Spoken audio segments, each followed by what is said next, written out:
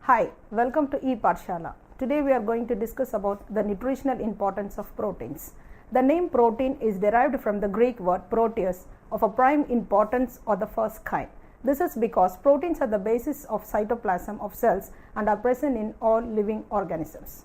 Proteins are the most complex materials produced in nature.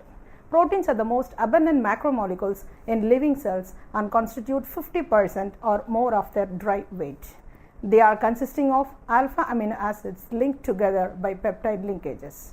This module is a part of the Macronutrients paper, and this deals with the structure, classification of both protein and amino acids, assessment, nutritional importance, nitrogen balance, requirements, and factors affecting the protein utilization and its deficiencies. Thus, this module will explore the learner about the nutritional importance of proteins. Hi, today we are going to discuss about the nutritional value of proteins. Now, we will discuss about the structure of protein. Proteins are complex organic nitrogenous compounds and composed of various amounts of carbon, hydrogen, oxygen, and sulfur. Nitrogen is a characteristic component of proteins, forming about 16% of their weight.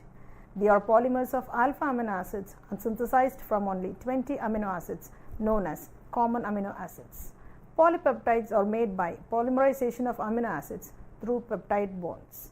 Big polypeptide chains containing more than 50 amino acids are called proteins. There are about 4 structures of protein. Primary structure determined by the sequence of amino acids. Secondary structure occurs when the amino acids are linked by hydrogen bonds. Tertiary structure formed by when alpha helix and beta plated sheets are held together by weak interactions. Quaternary structure consists of more than one polypeptide chains. Now, we will see about the classification of proteins. The knowledge about the grouping of proteins helps in better understanding of its importance in making dietary choices. Proteins can be classified based on the following factors. Classification based on sources.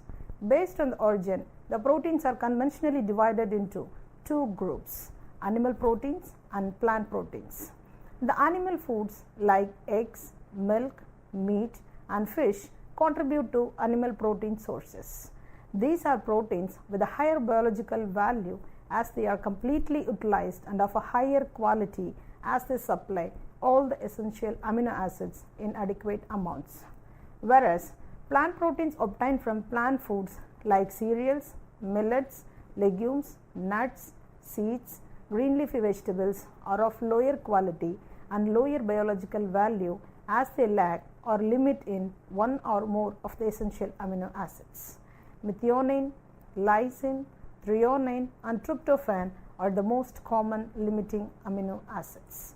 Now we will see about the classification based on nutritive value. On nutritional standpoints, proteins are classified into 3 types as follows: complete proteins, partially incomplete proteins, and incomplete proteins. What is complete proteins? The proteins that contain all the 9 essential amino acids in adequate proportion to promote growth are termed as complete proteins. Example: egg albumin, milk casein, and meat proteins are complete proteins. Partially incomplete proteins. These proteins which partially lack one or more essential amino acids and promote moderate growth are known as partially incomplete proteins. Wheat and rice proteins are limiting in amino acids lysine and threonine, hence they are under this category. Incomplete proteins: the proteins that completely lack one or more essential amino acids and do not promote the growth are incomplete proteins. Example for this is gelatin lacks trypsin, and maize protein zein lacks trypsin and lysines are the example of these incomplete proteins. Hope you got an idea about the classification of proteins. Now we will discuss about the classification of amino acids. There are about 200 amino acids found in nature. There are about 20 amino acids in a protein hydroxylate. The amino acids are classified based on the chemical structure, nutritional value, and based on their metabolic fate in the body. Let us see about the chemical classification of amino acids. These amino acids are classified according to the chemical structure of the side chain are aliphatic, hydroxy, sulfur containing, aromatic, acidic, basic and amino acids. Regarding the biological classification, their amino acids are classified into essential or non-essential amino acids. Amino acids that could be synthesized in the body, so they are no need in the diet, are called as non-essential amino acids. They are glycine, alanine, serine, tyrosine, cysteine, asparagine, aspartic, glutamic acid, glutamine and proline. Amino acids that could not be synthesized in the body, so they have to be taken in the diet, are called essential amino acids, and their deficiency results in diseases also. They are valine, leucine, isoleucine, threonine, methionine, arginine, lysine, histidine, phenylalanine and tryptophan. Now we will see about the metabolic classification of amino acids. This classification was done according to their metabolic fate in the body as glycogenic amino acids that give glucose, ketogenic amino acids, the amino acids that can give ketone bodies, glycogenic or ketogenic, which we call it as mixed amino acids, which give both ketone and glucose. Yes, next we will learn about how to assess the nutritional value of proteins.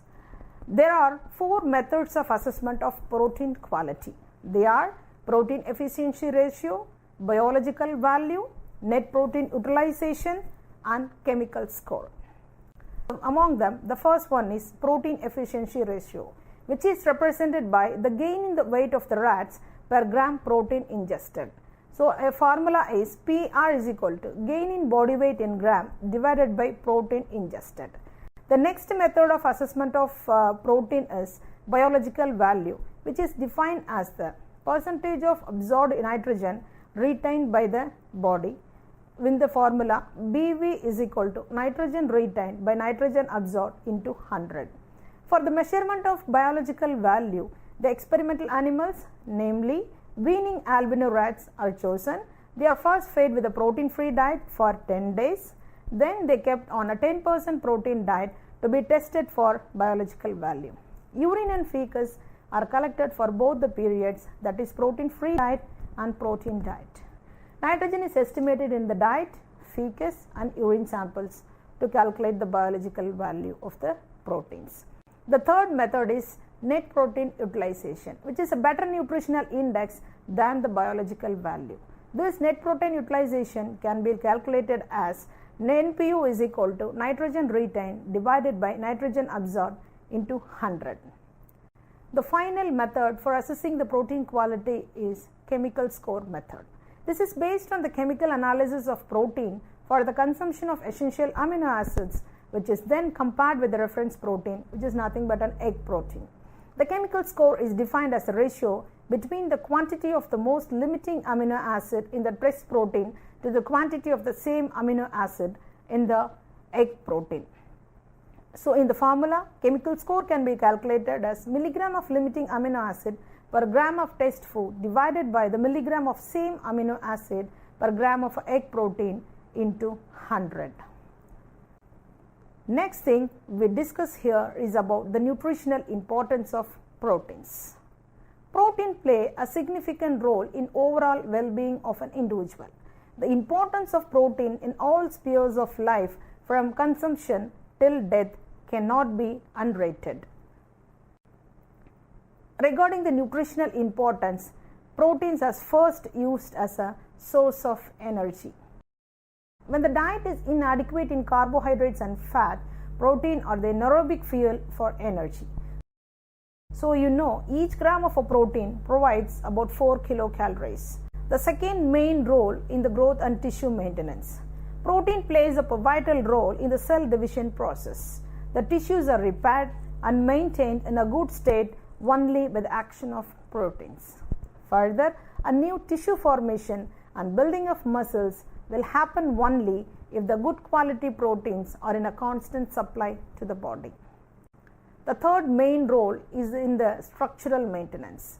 The collagen, a main protein of very high tensile strength, which is found in the connective tissue such as tendons, cartilage, structural matrix of bones and teeth, and cornea of the eye, is intercellular substance that binds the cells together. Collagen helps in maintaining the organs in its inherent form and position. The cell wall and the primary fibrous constituents of the cell have structural proteins. Elastin, and another important structural protein seen in the ligaments, has the elastic quality of stretching in either dimensions. The fourth role played by the protein is an essential body compounds in the formation, such as enzymes, the one that catalyze all biochemical reactions within the body. The enzymes are the proteins, mostly globular in structure and highly specific in its functions. Enzymes like urease, catalase, dehydrogenase, and the digestive enzymes are some of the enzymatic proteins. Next, it acts as a hormones. Hormones are proteins which regulate many metabolic functions and essential for the reproduction as well as growth.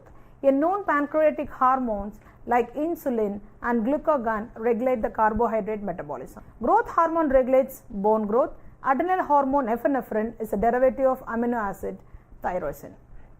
Apart from that, it also acts as a neurotransmitter. The photoreceptors of the eye, which transmit the nerve signals, are responsible for the vision, are proteins. The amino acid tryptophan serves as a precursor for the formation of important neurotransmitter serotonin. Finally, it acts as a keratin also. Healthy maintenance of skin, hair, and nails need protein keratin. The fifth main role of protein is as a nutrient transport. The transport of essential nutrients from the intestine across the intestinal wall to the blood and to the tissue is carried out only by the help of proteins. These transport or carrier proteins are specific for each nutrient. The protein in hemoglobin binds and carries oxygen to the peripheral tissues as blood passes through the lungs, where it is released to participate in the process of oxidation. Lipid from liver is carried to other organs by lipoproteins in blood plasma. Copper in blood is transported by metalloprotein ceruloplasmin. Retinol is bound to and carried by retinol binding protein. The sixth role of a protein in regulation compound in fluid balance. Protein molecules help maintaining a balance between the oncotic pressure and hydrostatic pressure in the intracellular intravascular compartments. When the protein level in the blood is low, edema occurs as a result of accumulation of fluid because of the increased hydrostatic pressure, which pushes fluid out of the blood. The next function of the protein is in motility. Contractile proteins like actin and myosin provide skeletal muscle the ability to contact. Tubulin is a protein from which microtubules are built. The next role of the protein is major in defense mechanism. The lymphocytes produce the specialized proteins known as antibodies or immunoglobulins, which invade microbes or other foreign particles and protect the body from infections.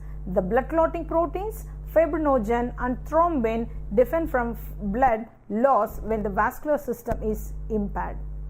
The ninth, they act as a detoxification agent. The toxins from food are detoxified in the liver by the enzymes, which are nothing but proteins. Finally, the very important role of the proteins are in the pH maintenance. Proteins serve as buffers by combining with both hydrogen and hydroxide ions in the blood and thus maintaining an optimum pH. Both acidosis and alkalosis prove fatal. That's all about the importance of proteins which aid in our health maintenance. After learning that, we must know something about the nitrogen balance.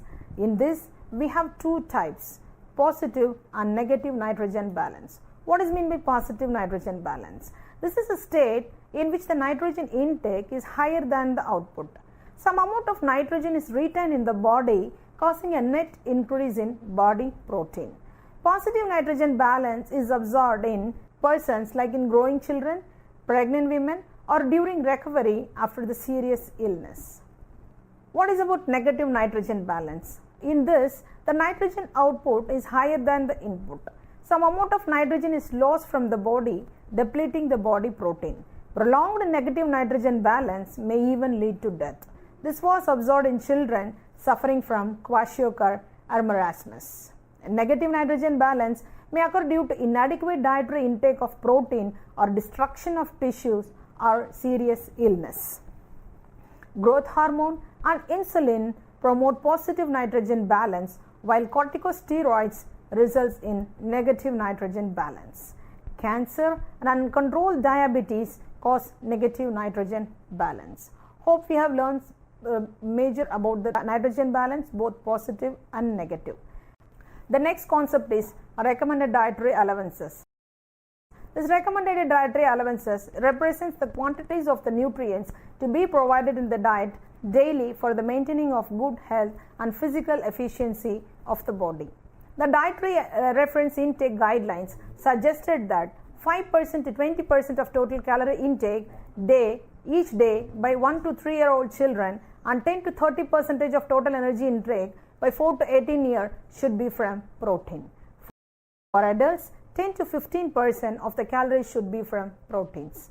Proteins beyond the recommended intake are not advisable as it tends to increase the excretion of urinary calcium, thereby promoting osteoporosis.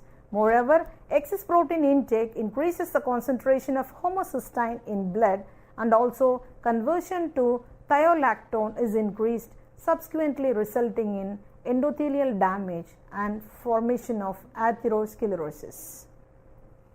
Now we'll discuss about the factors affecting the protein utilization. In addition to the quantity of protein consumed, other factors that interfere with the utilization of protein and make their consumption of limited value are listed below. The first factor is sex. The RDA for men is about 20% higher than of the women. Iron is an exception as the requirement is greater in menstruating women.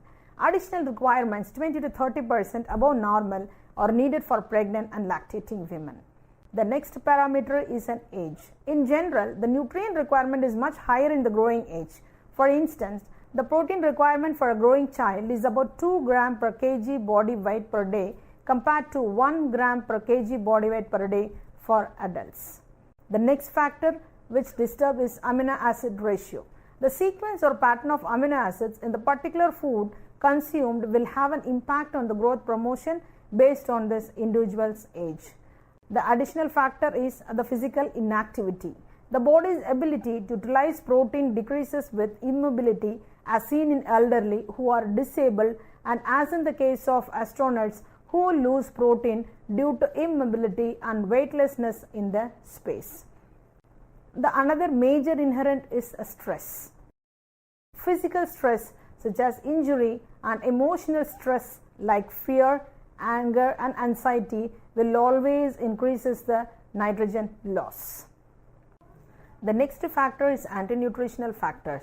The protein digestibility and utility is adversely reduced by the anti-nutritional or toxic factors such as trypsin and chymotrypsin inhibitors, phytates, cyanogenic compounds, lathrogens, saponins, antivitamins and allergens present in the pulses. Cooking and processing of pulses before cooking improves utilization. The next parameter is excessive heating. Excessive heating of protein-rich foods in presence of reducing sugars especially leads to browning, reducing the protein quality. Here we learn about the protein content of common foods. Almost all foods excluding refined sugar, fats and oil contain protein to some extent. Even though milk contains lesser percentage of protein as compared to many food sources like soya bean, the quality of protein in milk and the quality of milk that can be consumed ranks it at top as good quality protein rich food. Roots and tubers, leafy vegetables and fruits are the lesser protein sources containing less than 2% of protein. Recently, unconventional protein sources like single cell protein, yeast, novel proteins like leaf protein have been developed but has not gained acceptance yet. Finally, we must know any deficiency disease occur if there is a protein deficiency. The answer is yes. They are protein energy malnutrition. This is sometimes called as protein calorie malnutrition, which is the most common nutritional disorder of the developing countries. It is prevalent in infants and preschool children.